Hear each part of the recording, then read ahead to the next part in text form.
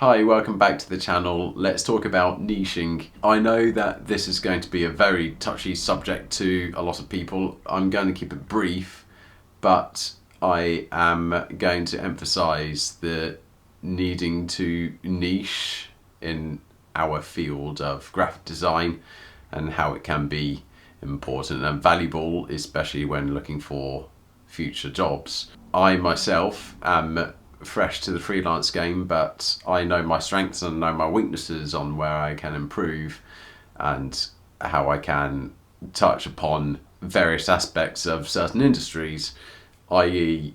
I have experience in the educational sector probably since 2019.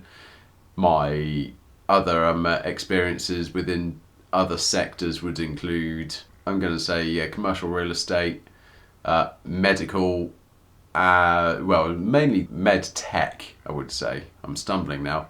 So it'd be the innovative side, like product research or scientific advancements. I know how to break down that information to make it more easily digestible for the end user, even if it's just for HCPs and customers. So you can even translate that knowledge to the financial sector as well when it comes to liaising back with the client to make sure that nothing's been lost in translation or nothing's been dropped off. That's the important thing, is the communication aspect between you and the client. But that's just like one particular example of niching that I do think is relevant, because say you've been in the industry for a while and that's definitely something that you're good at. It's worth marketing it, in my opinion. By the way, this is all just subjective. I also do believe in the other niching aspect, which is finding your unique selling point, which I think is important.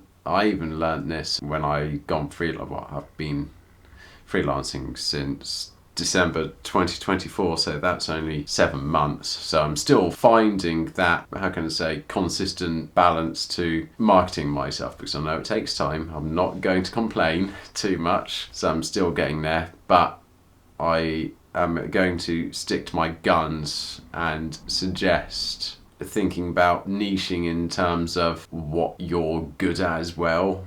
Either, say, I'm going to have to use myself as an example again. I'm a print designer by trade. I've come from the print industry. I do think it's worth tackling those strengths as well, as it would also be handy to know, say, if your strength is in poster design, that's a handy skill to have. However, I know that you're going to really limit yourself, so it might be worth understanding a couple of other different processes. I am a stickler for understanding business models when it comes to even being a creative, just making ends meet. It's good to have that business mindset, but again, I'm biased when it comes to operating on a larger scale. I would say, if you're a motion graphic artist, again, that's very creative in itself, and it's a tool that's worth further exploration, especially for me. I think that when it comes to craft, I think it's worth expanding your toolkit. Don't get me wrong, there is a purpose for niching in either direction, whether it be industry specific, going to play to your strengths of being a brand designer, or play to your strengths being a motion graphic designer, play to your strengths being, you get video editors as well, but then are you pigeonholing yourself too much? And knowing the direction of the industry is going, it might be worth having another couple of strings to your bow.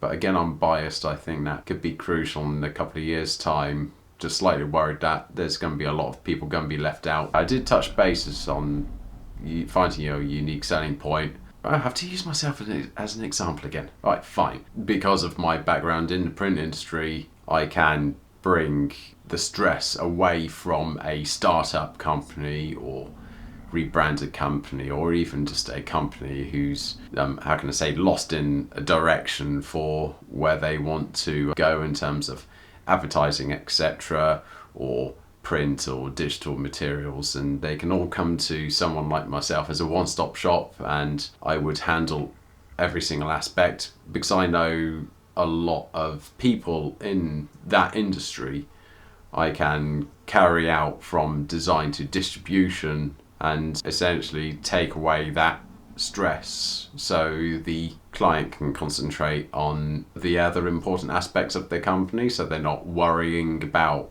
logistical nightmares that can be involved in print, for example, because I understand that it can be a pain to navigate, especially when choosing the correct stock or thinking what would be the best solution for my company. And that's where I do have a huge advantage in, and I do think that it's a fairly solid, unique selling point. It's exploring what works for you as you come to finding your core target market and what you can bring to the table, etc. The sky's the limit in terms of how to niche and which direction you niche, but it's something worth doing sooner rather than later, and that's what I'm choosing to do, and I think you should do too. That's it from me. Don't forget to click that link in the description below, book your free 1-hour discovery call with me.